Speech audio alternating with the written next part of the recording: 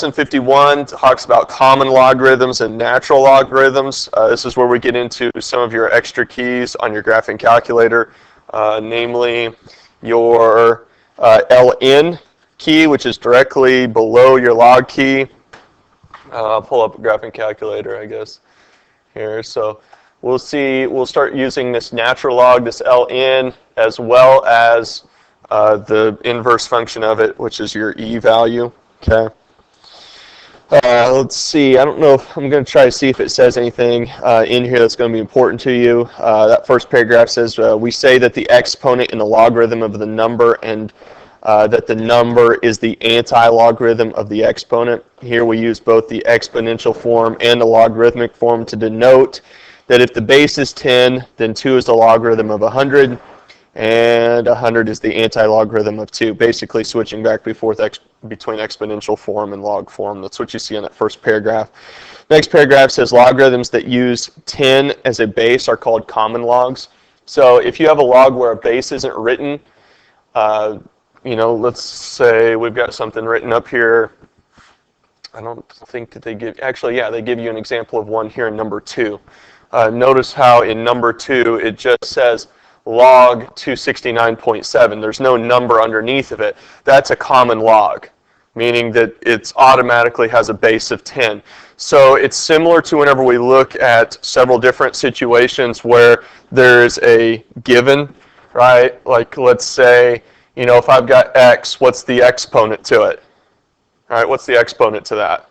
1. What's the coefficient to it? 1, right? So things that are unseen, there are things that we automatically know that they are, right? Okay, that's the same thing that's true with logs, except it's not 1, it's 10. So the unknown, or if it's not shown, if it's not given, it's automatically 10. All right. So it goes on there, before the slide rules and calculators were invented, most scientific calculations were made by using tables of common logs. Common logarithms are still used, and a base of 2 is often used in information theory. The other base most often used is the base e. The number e is an irrational number that is a little greater than 2.71. Okay, so on our list of irrational numbers we have pi. E is also in that list. Okay, and it gives you more of the digits to e. It's actually 2.7182818, and so on and so forth forever. Logarithms with a base of e are called natural logs. All right, so we have a natural log key, and then if you hit second on that, you're going to get e to the x. Okay, so we can solve some of those. It's customary to designate the base 10 by writing log with no subscript. It's customary to designate that the base e by using the letters ln with no subscript. Okay, thus log 42 means log base 10 42. ln 42 means log base e 42. Okay, any of that help you guys out at all? Probably not to this point. Okay, so some of this is really not too bad to do. Okay, like number 1, it says write 550 as a power whose base is e. Okay, let's see. No, not quite. Okay, let's see if I remember.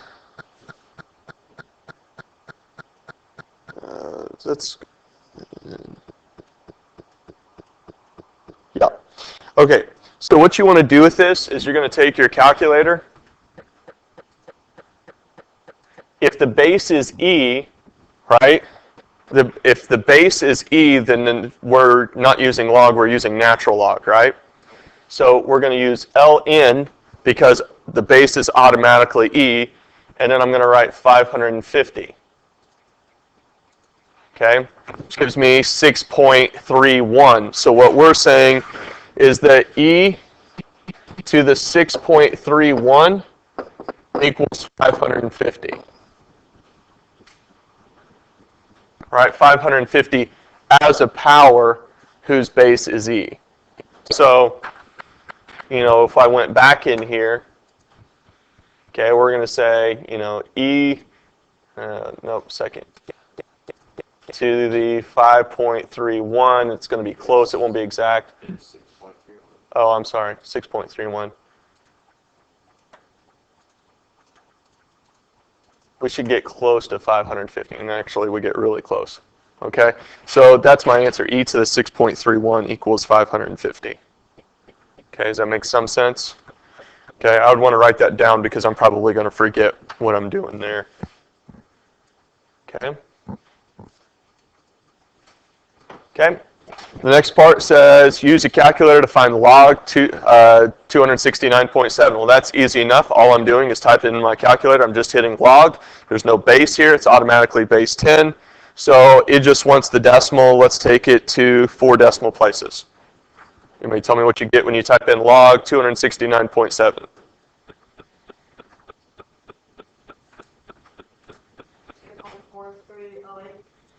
2.430. I got 9. Is that what it rounded to after? Yep, 2.4309.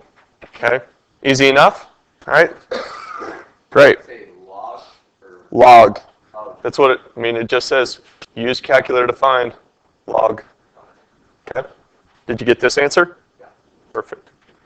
Okay, find natural log 505, round your answer to 4 decimal places. All you're doing here is using natural log. You don't have to do anything else. You don't hit second. It's just ln 505. Okay, again, take it to 4 decimal places. What did you get, Dylan? 6.2246. Okay, again, we're flying through this, correct? Okay, not what you want to hear? Slow down. Gosh, dang. Wait, can we review? Can we review that? LN stands for? Okay. Stands for natural log, where the base is e. Well, why is it LN? Why is it LN? Why is it, so wouldn't it be log natural? I don't write it. Okay. Hey Siri, what's the temperature outside?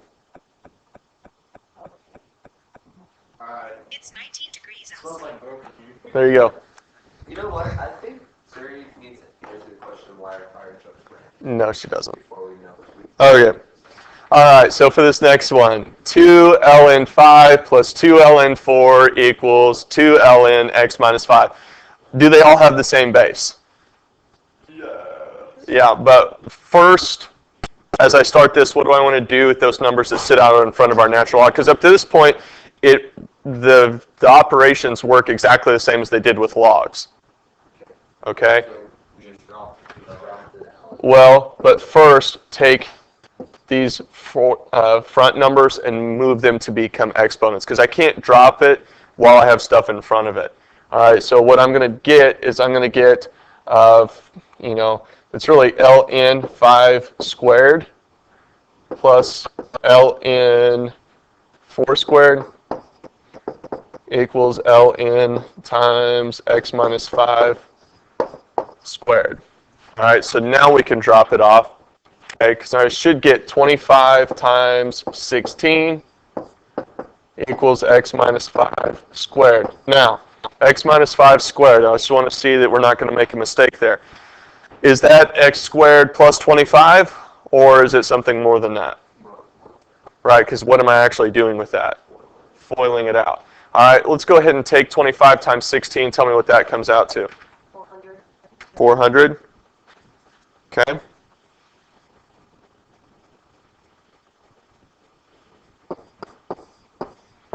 All right, over here, x minus 5 times x minus 5 should give me something like x squared, let's see, minus 10x plus 25. Is that right? Something like that?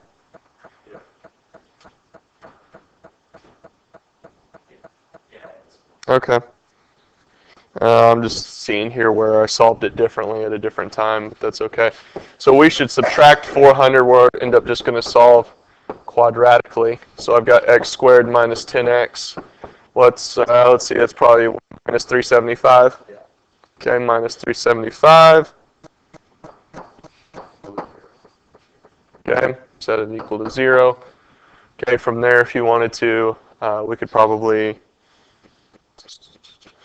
Am I not looking at the same question?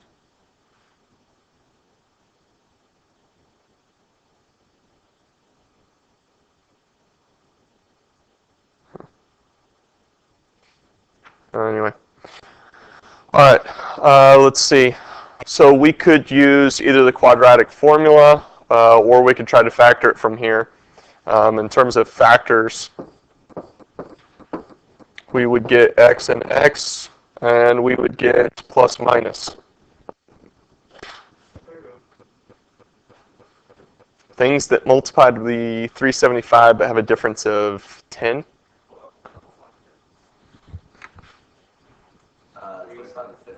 25 and 15, which means 25 needs to be the negative. Okay? Here's the other thing that you, well, oh, I'm sorry, 15. Plus 15.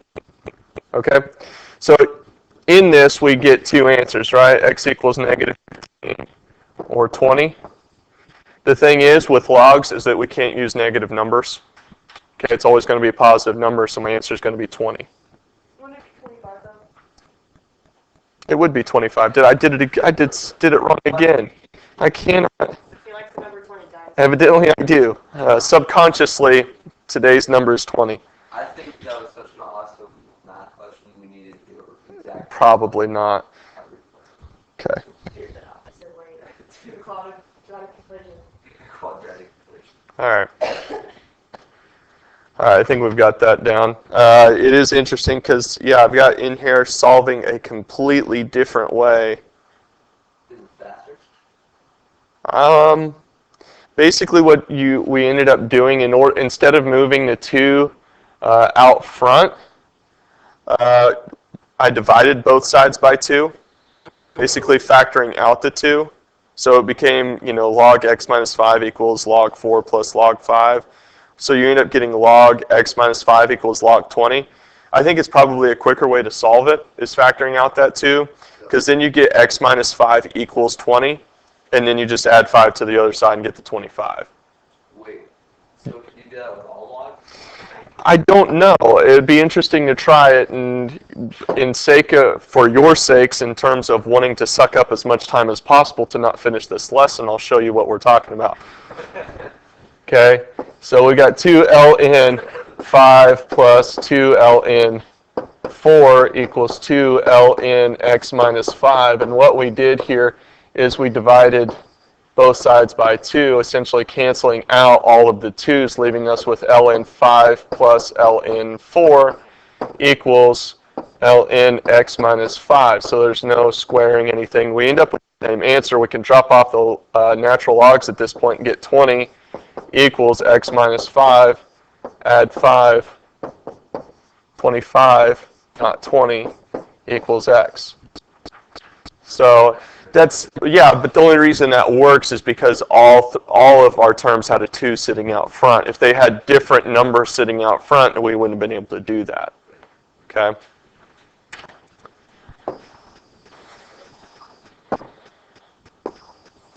Try this again. And again. Yeah. All right. Let's see. Number 5, we've got 9 natural log e squared plus 7. Let's see. I don't think, as I'm looking through your book, sometimes like these lessons start throwing in stuff that you're never going to see used in your book, and you're never going to see on a test. And I've learned some of these things, and number 5 is definitely one of those. And so I'm not going to waste our time with number 5. Okay? It's going to leave you more confused and lost than if we did it. Yeah, no. All right, so let's look at number 6. It says we want to write 9,700,000 as 10 raised to a power. Let's see. So what you do with this is that you write this off as log. Okay, because we want 10 raised to a power. Well, the base of any unknown, the base of a log is 10 naturally. So we're going to write log 9,700,000. Okay, and tell me what that decimal comes out to. Again, take it to 4 decimal places.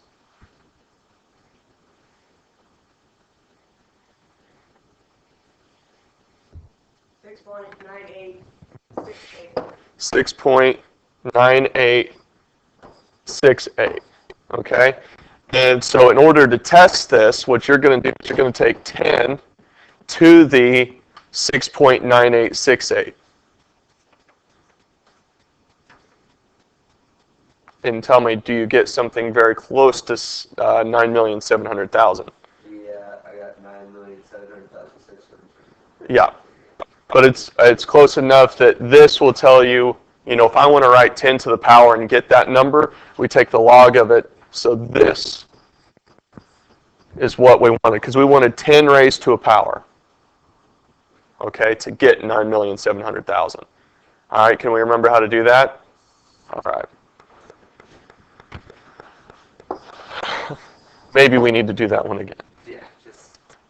All right, 7. We have log base 10, 10 to the 5 halves, minus the natural log e squared. Let's see, again, I don't know if you end up using this or not. But actually, I want to say in this, we can do this whole thing in our calculator. And so we're going to try it. Again, some of this has been a little while since I've done, so let's see what we get here. We're going to take our log, and we want 10 to the, and I got to keep all this in here, 5 halves, okay, minus natural log, let's see, probably second e squared. All right, close up all those parentheses. Yep, and we get our answer, which is 0.5. I've never hated this calculator so much. Did it not do that? No, it's a point. It's doing all this work for you, and it's rushing our lesson along, isn't it? Okay, so it's, I got -1. you got -1. I actually calculated probably just figure the 5 halves minus that.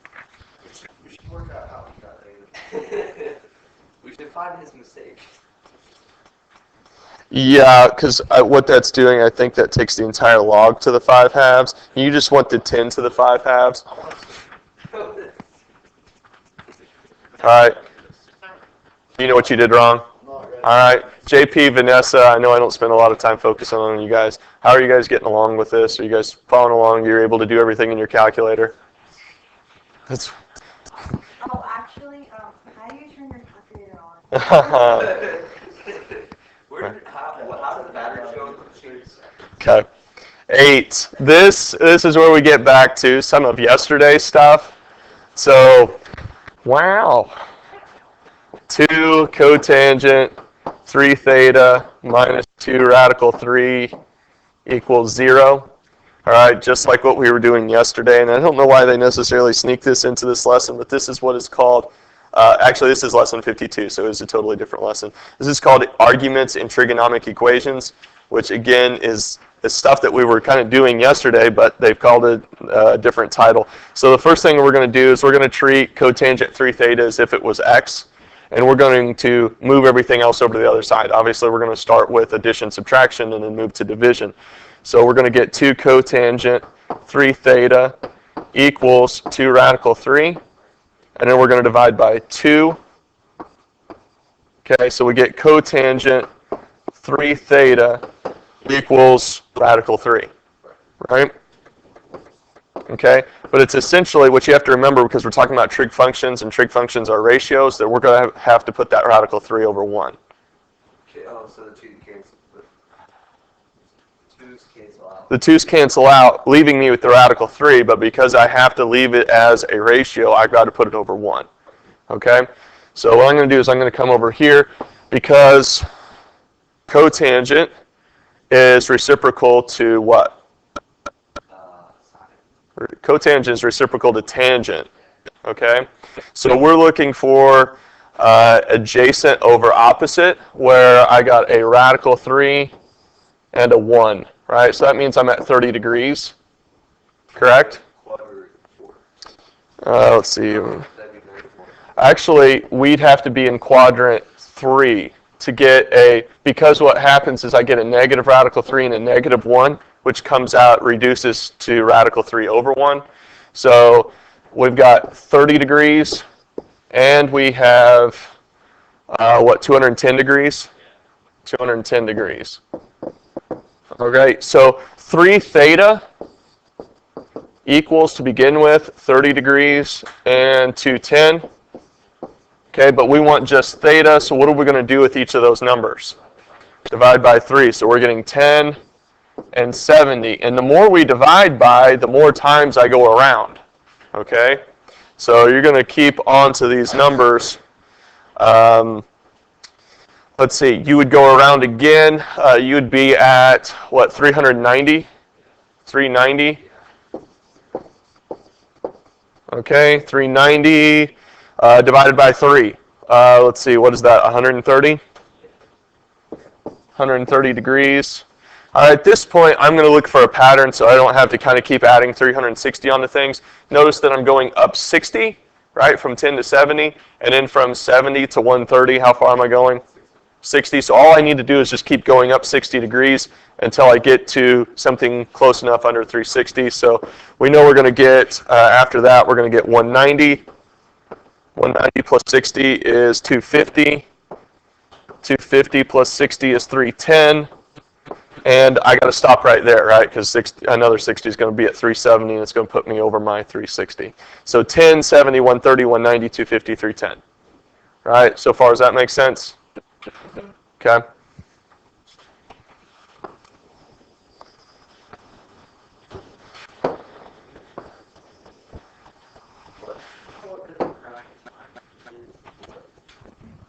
Okay.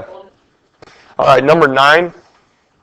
Let's see, 6 cosecant squared 2 theta. So this is going to add a little bit of a component to it. Equals 8. All right, so again, we're treating this as if it was 6x squared equals 8. Okay, because the whole cosecant squared 2 theta is what I'm treating as an x, right? So what I want to do is divide by 6, correct? So I'm getting cosecant squared 2 theta equals 8 over 6, which reduces to 4/3, right?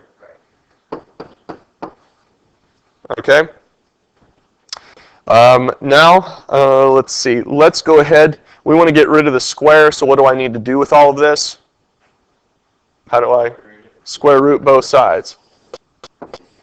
Okay, so that's going to give me cosecant 2 theta equals 2 over radical 3. Do we understand how I got 2 over radical 3? Okay, because I square root to 4, get the 2, square root to 3, stays the 3. Cosecant is reciprocal to what? Sine. So in this sine, my hypotenuse, okay, I'm doing hypotenuse over opposite, right? So I have over sine. So radical 3, 2, and this is a 1. Let me clear that up just a little bit. Right, does that make sense? So my spot here is at what degree? 60 degrees. Okay? Because it's square root, though, that could be a positive or negative radical 3, right? Which means it could be here, and in fact, it can be in all 4. All right, so what I have is I have 60 degrees. I have 120 degrees. I have, 240 degrees? And I have 300 degrees. Yes? I don't think it could be quadrant 3. Why not? Because the hypotenuse is always positive. All we're referring to, though, is that radical 3 can be positive or negative.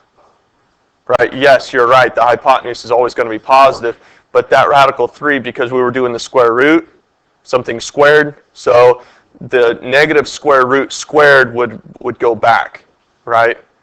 So if I had negative radical 3 times negative radical 3, that would come back as that 3. Okay? You see what I'm saying? Okay. So, and now where we're at is we're saying 2 theta is 60, 120, 240, and 300, right? So we need theta out of that. So we're going to divide everything by 2. So I'm getting 30, 60, 120, and what, 150? All right, at that point, I'm going to look at the pattern. Okay, I'm going up 30, up 60, up 30, up 60. You know, so from 150, I'm going to go up 60, right? Yes? You don't think so? Okay, so we got 30, 150, 60, 120. So we should have 60, we should be at what, 210? Plus 30 is 240. Plus 60 is 300. Plus 30 is 330. Okay, and that to me is easier than counting the 360s as I go around to all of those spots. Okay? Did I lose anybody on that one? Negative. Okay? Again, hopefully all of this is recording, so you can go back and watch this. I definitely would. Okay, because it's taken me this many years to get kind of efficient at this. Okay. Then we've got 4 secant squared theta over 2 plus 9 secant theta over 2 plus 2. I changed this just for ease of understanding to be 4x squared plus 9x plus 2 equals 0. Okay, from here, I reduce this down to 4x plus 1 times x plus 2. Okay. And I think this comes back to what you were talking about yesterday, Dylan, is just go ahead and then solving for x from here, where you got, you know, x equals negative 2 or negative 1/4. Right? All right, and so what we're saying is that secant theta over 2 equals these things. Okay, so let's say secant theta over 2 equals negative 2, or negative 2 over 1, right? Okay. That would be the same as cosine. If it was easier for us to understand, would be cosine negative 1 over 2, right? Okay, because secant's the reciprocal to sine. So cosecant theta over 2 be that. Well, that would give me a negative 1 on the adjacent side. Okay, which has got to put me down here, which means we're at radical 3, which means we're at 60 and 60, which means we're at 120 and what, 240? Okay, so for 120 and 240, we're theta over 2. So theta over 2 equals 120 and 240, which means I'm going to multiply by 2, right? Okay, so if I take 120 and multiply it by 2, I'm going to get 240 degrees. But if I take 240 and multiply it by 2, I'm way over 360, right? So I can't use that one. I can use the 240, right? Work there tomorrow. I'll let you work tomorrow. Like it's a 20 question. I'll let you work tomorrow. Thank you. You're the greatest teacher ever. I'm going to work on my review tonight since I don't have Speaking of how to do that.